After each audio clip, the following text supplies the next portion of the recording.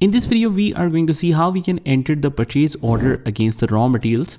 So we have the transaction of 2nd of January, which says purchase order placed of cloth B to Star Textiles. That means we are ordering the raw materials to this particular vendor, and we are ordering 40,000 in quantity, 40,000 meters at the rate of 150. So as we already know that this transaction doesn't affect the accounts because you have just ordered the items to the vendor and we haven't received anything yet.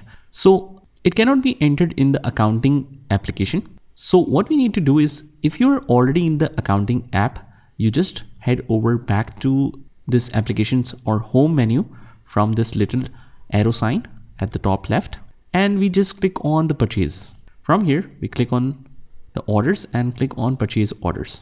Again, click on new, and now we just specify the vendor, which is Star Textiles. Here it is.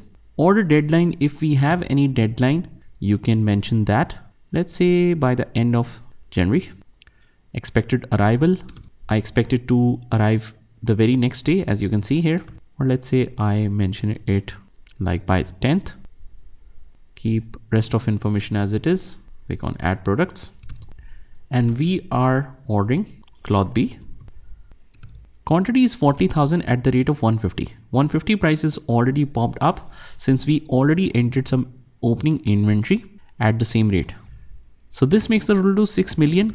All set, taxes are exempt.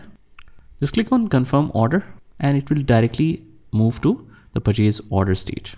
And after that, if we click on the purchases main section, let's say we are on products and we just click on the purchases, click on purchases from here, you will see your order or orders right here.